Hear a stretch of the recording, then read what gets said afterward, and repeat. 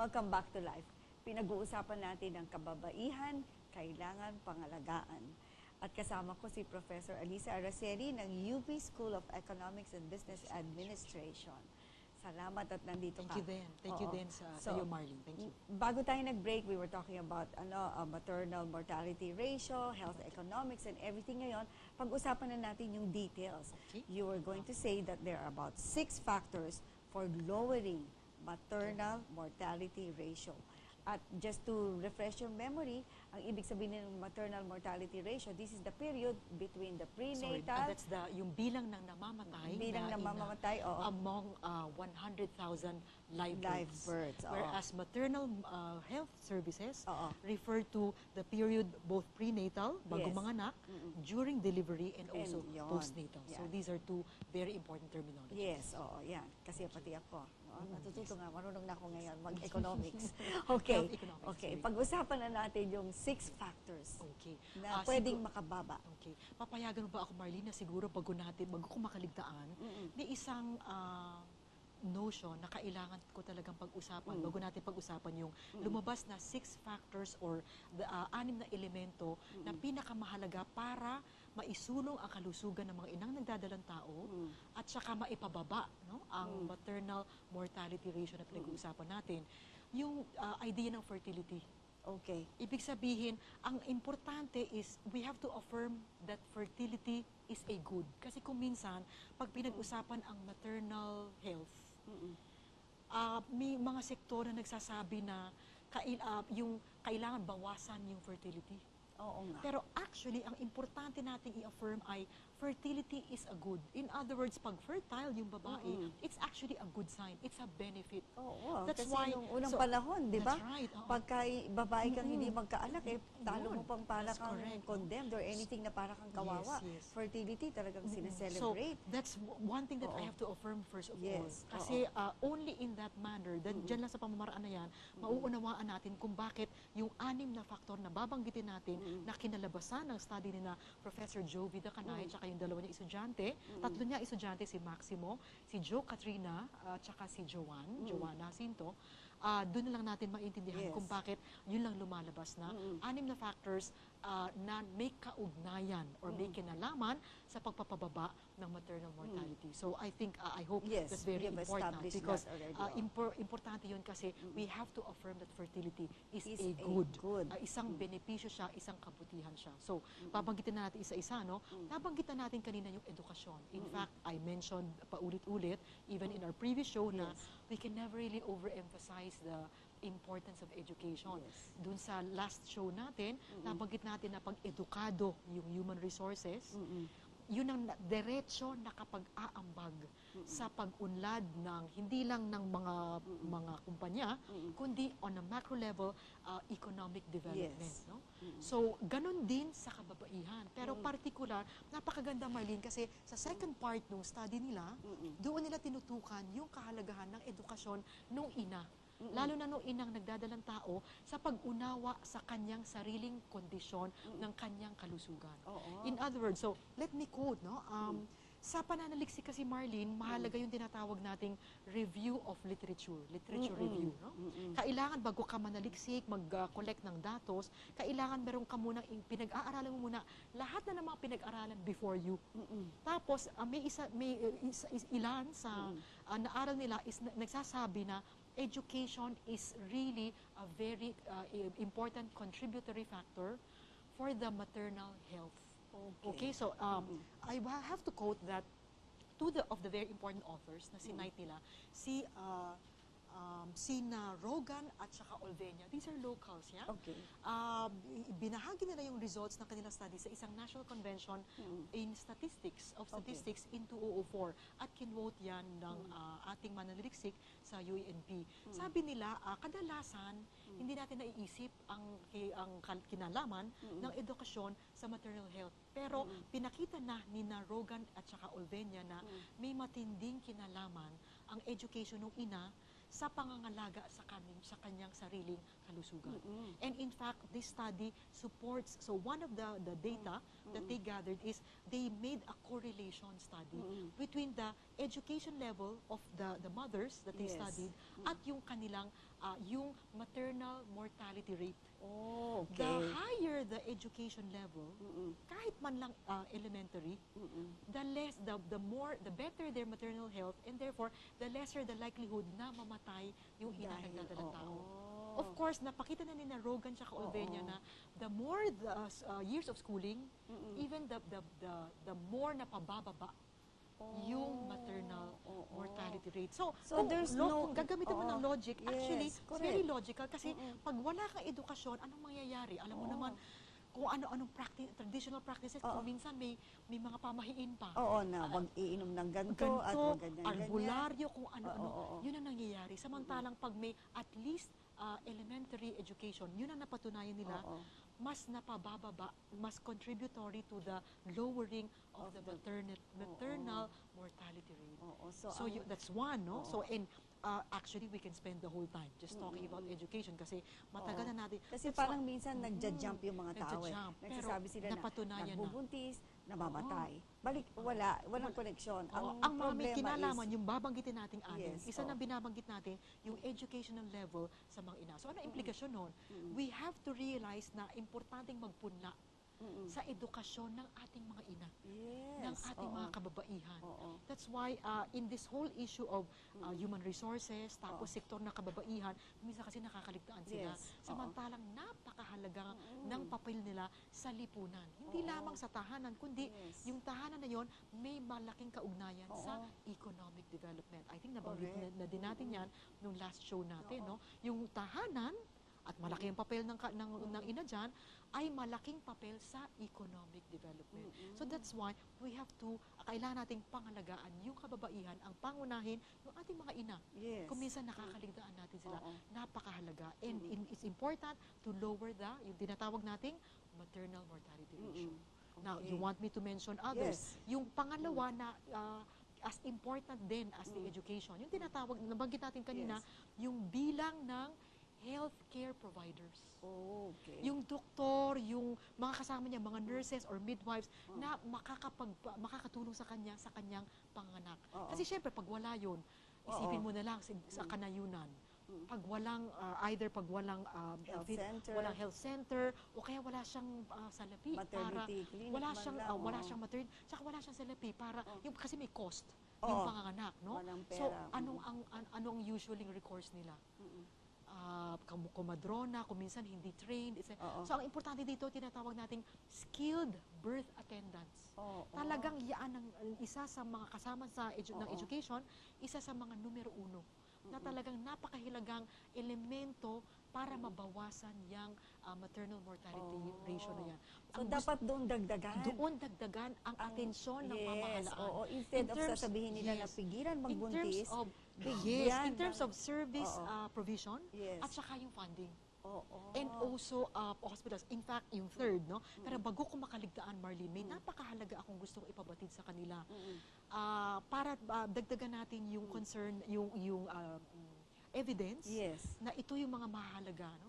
In 3 areas of the Philippines, base sa study covering the period 1994 to 2004, in 3 areas of the Philippines na ipapaba na to zero. Mantakin mo ha, to Totoo. zero yung maternal mortality ratio. Kasi sabi natin, iba-iba ng Yes, maternal yes, mortality oo. ratio depende sa region ng bansa. Yung sinasabi natin 11, medyo on the whole, no? Pag pinagsama-sama lahat. Pero pag mineasure mo yun, bawat region, nag-iiba-iba. No? So sabi natin, yung sa ARMM, yun ang mas malaki. That's why we're trying to study and compare. No? So sa 3 areas, ano ba yung mga areas na yun? So, Isang na-zero areas nila, na ha? zero nila.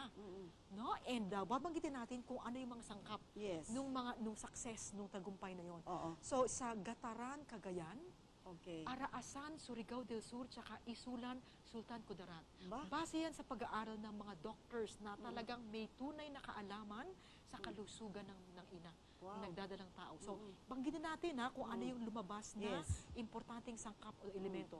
Pregnancy watch. So, prenatal. Okay, Oo. so especially nakatutok na care sa prenatal side. Oo. Ano pa? Perinatal services, upgraded birthing center. So in other words, health centers yung pangpaanakan, no? Ibig sabihin place Saan kung saan pwede sila manganak. pwedeng manganak, no? botika sa birthing, in other words, pharmacy. Meron pang tinatawag na walking blood bank kasi kung minsan nawawalan na. So kung Kailangan yung ng dugo. ever ready na blood, no?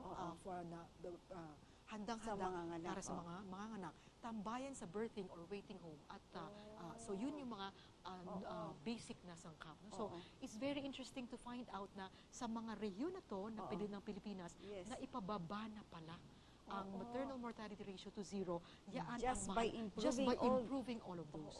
Okay, so sabi natin, so skilled birth attendants, yung doktor, yung professional healthcare providers, importante, skilled birth attendants, yun yung talaga napakahalaga. Dalawa pa lang yun. Oo Marami nga. pa tayong Tsaka maganda yung nasasabi mo na ganyan na Yes. ang causes pala ng Yung causes, maternal death kasi is not walang because yung yung mga yun. sobra-sobra sa Sobra-sobra pagbubuntis o kung ano-ano pa. Yung it's really Ito the ang mga- service, yung the awareness service, of the of the mother na siya ay buntis, na kailangan palagaan ng at meron sarili palang niya. health services na available at i-access niya Oo. yung health services na yun. Ay, naku Mahalaga naman. din yun.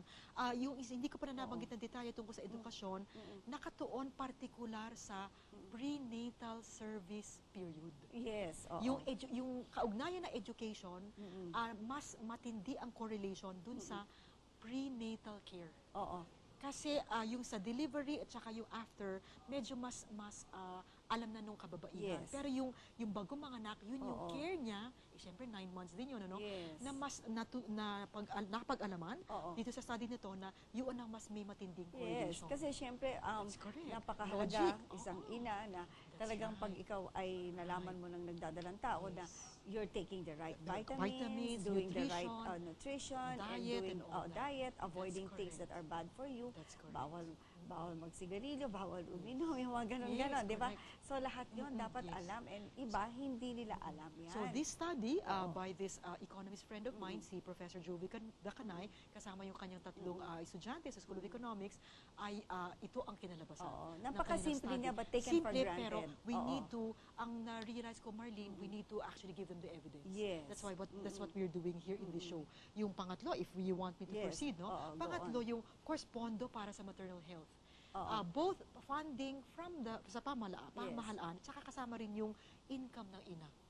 Of course, I mean, it's logical din naman, no? Kasi it costs some money Yes. to give birth, no? To pay the doctors or midwives Yung or mga whoever. kailangan mo, Mga kailangan, oo. tsaka yung mga importanteng kasangkapan, no? Sa panganganak. So, it costs money. So, therefore, there is really an important correlation Yes. kung may kakayanan. May financial capacity yung Yes. ina, yung tahanan, no? So, yung Oo. household income, may kinalaman doon. So, that's the third. Tapos, ito, napaka-importante, yung bilang ng ospital na pampubliko. Noong umpisa kasi, sa saliksi kasi, sasama mo lahat ng mga datos. Tapos, i-correlate mo. Oo. Yung umpisa, sinama nila yung bilang ng private hospitals, pati bilang ng public hospitals. Public Lumabas na hospitals. walang correlation Oo. yung sa private hospitals. Pero, dun sa bilang ng Ng ospital na public. pampubliko, Oo. may malaking correlation. Oh. May malaking kaugnayan. Oo. So which means pag absence yun isa sa mga nakakapag-explain kung bakit tumataas yung maternal mortality ratio. So Okay. banggitin na ulit natin. That's so important, ha? It's very important. Oo, that Actually, parang kung logic sasabihin mo, lang, oo, logic kung lang logic kasi- lang, pero importante din na Yes. ibigay natin yung evidence. So, Oo. banggitin ulit natin, bilang ng professional healthcare providers, unang-una, skilled birth attendants. Yes. Tapos, edukasyon, nung ina. Tapos, yung pondo para sa maternal health, kasama yung financial capacity nung ina. Yes. Tapos, pang-apat, bilang ng public hospitals. Yung last two, napaka-importante rin, pero kung minsan hindi natin naiintindihan yung Yes. relasyon. Yung kagandahan ng ekonomiya nung region Okay. to which the mother belongs. Belongs. Okay. So, in effect, may Oo. correlation. Yung isabihin, kung maayos ang kita at ekonomiya nung region, Kung saan siya. kung saan. Of course, it's also very logical kasi ibig Yes. sabihin nun, nakakapag-provide Yes. ng health centers, Ng mga public health pangangailangan. facilities, tsaka doktor, etc. Yung region na yun. Ibig sabihin, Yes. pag wala yun, yun ang Yes. nakakapagpaliwanag kung bakit tumataas yung maternal mortality ratio. Yes. At yung pang-anim, siguro kung mamarapatin mo, Marlene, ito yung distance. Yung kalayuan or Distance. kalapitan ng mga healthcare centers. Ngayon, Oo. nabanggit natin kanina na magkaiba yung MMR, yung maternal mortality Yes. ratio, between the cities at saka yung mga kanayunan. Oo. Katulad ng sabi natin, down south, no? ARMM. Kasi nga, pag mga isolated na yung mga lugar, Mahirap siyempre, na. ang lalayo. Isabihin, pag nanganganak yung isang ina na nagdadalang tao, ang layo nung nearest Bago mo madala. bago madala. So, syempre yung distance and the cost of transport. Yes. So, yun yung pang-anim na Oo. may matinding kaugnayan doon sa pagpapababa, sa unang-una sa Oo. pag-improve ng maternal care, maternal Yes. health care, at saka yung pagpapababa ng maternal mortality ratio. So, yan Kabuuan. kabuuan na ang results ng napakamahalagang study na ito, Oo. yung mga elemento Oo. para sa kalusugan ng mga inang nagdadalang tao Oo. sa Pilipinas, lalong-lalo na sa kanayunan. So, Oo. sana malinaw na may linaw sa ating mga viewers yung Oo. naging results. Tsaka napakaganda ng sinabi mo na yung parang pag pinapaliwanag mo siya, no, parang pinag-aralan pa yan, Yes, yung parang pinag-aralan. kumbaga research and Yes, everything. yes. Pero kung Ito- iisipin mo, you take it for granted. Yes, pero Oo. kailangan ipaliwanag. Oo, parang Katulad ng edukasyon. Oo. Sabi nga dun sa part 2, kadalasan hindi natin naiisip na may kaugnayan. Pero no inaral nila at saka kung lumikom sila ng datos at pinag-correlate na, tiyak nga na talagang may kaugnayan.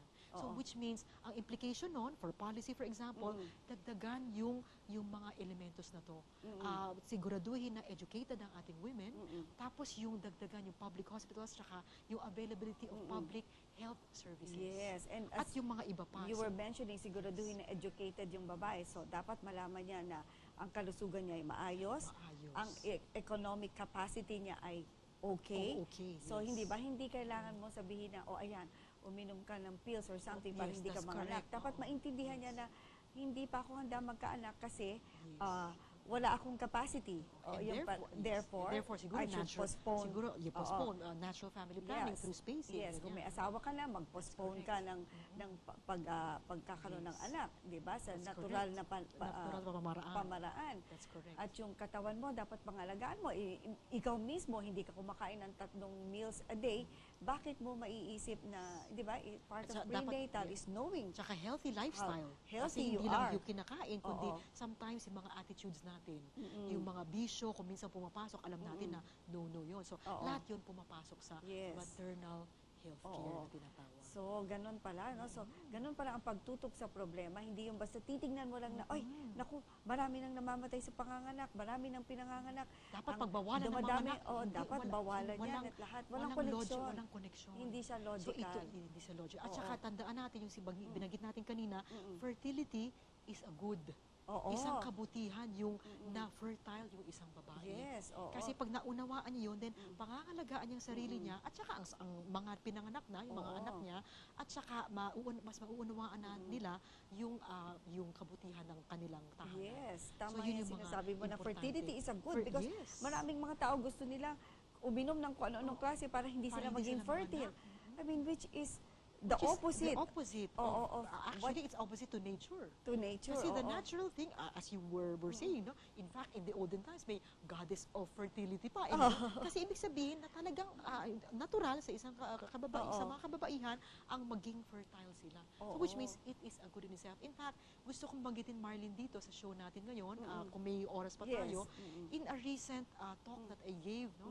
Yung isang kaibigan ko, inanyahan-yahan na ako na magbigay ng isang keynote lecture. Last November 17 lamang, keynote lecture to sa sa national conference ng American Studies Association of the Philippines. Yes. Dahil business ang naging tema, ang naging paksa, binanggit ko na yung isang tanyag na ekonomista, he's from UK, no? Tapos nag-aral siya at saka nagturo sa London School of Economics. Sabi nga niya na we have to teach people that fertility is a good. In fact, sa iba't ibang bansa, pag bumababa yung fertility rate, in fact, dapat tayong maging worried, concerned. Oh. Samantalang pag tumataas yung fertility rate, Oo. it's a good sign. Sa ibig Yes. sabihin na ipababa yung mortality rates ng lahat, hindi lang ng maternal Yes. mortality, kundi ng general mortality rates. Ibig sabihin, nag-i-improve din ang health service, etc. So ibig sabihin, dapat tanawin ang increasing fertility rates as something that is good.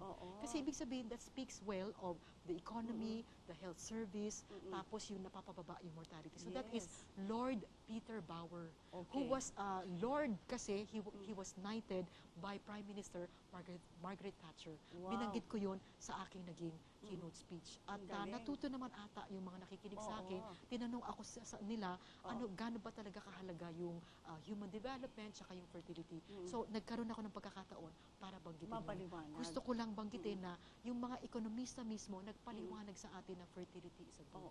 So, these are the 6 factors or variables na tinatawag that contribute to the health improvement of the pregnant women in the Philippines, lalong-lalo na sa kalayunan. Wow, ang ganda naman yan, Alisa. So, anyway, bago tayo magtapos at before you say your last messages, I'd like to thank you for coming here.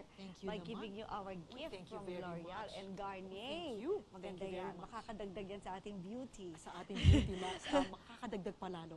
Makakapadagdag lalo. At saka, thank you, Marley. At saka, syempre, marami tayong natutunan tungkol sa kababaihan at bakit natin pangalagaan ang kababaihan. You'd probably like to say your last few words before I close the show. Okay, thank you very much. So, unang-una, katulad ng sinabi ko, dahil ako'y guro sa College of Business, isa sa mga tinuturo namin is management, at lalong-lalo na yung management of human resources. Bakit mahalaga ang human resources? Because they are our ultimate resource. Yung populasyon, siya ang ating pangunahing yaman. Sa pag-aaral natin ng human resources, napagtanto ko na yung kababaihan, sektor ng kababaihan, ay napakahalaga sapagkat kuminsan nakakaligtaan sila samantalang napakahalaga ng kanilang ginagampan ng papel. At lalong-lalo na ang ating mga ina. At lalo-lalo na pag sila ay nagdadalang tao. Kasi kuminsan napakahalaga yung issue ng maternal mortality. So, nabanggit natin ang results na isang study ng kaibigan kong ekonomista, si Professor Jovi Dacanay, sa isang study na paano daw mapapababa yung tinatawag nating maternal mortality rate. Nabanggit natin, edukasyon, tsaka skilled birth attendance, ang 2 sa 6 na napakahalagang factors para maipababa yung tinatawag nating maternal mortality. Thank you. Thanks to you. Alisa. Thank you. Sana maimbita ka namin ulit. No problem. I'm always around. At ma-share mo na naman lahat ng mga studies na malaki ang naitutulong sa ating mga audience. At dyan tayo nagtatapos sa ating ang kababaihan, kailangan pangalagaan. Ito si Marlene Feliciano Lopez nagsasabing, there are no other rights without the right to life.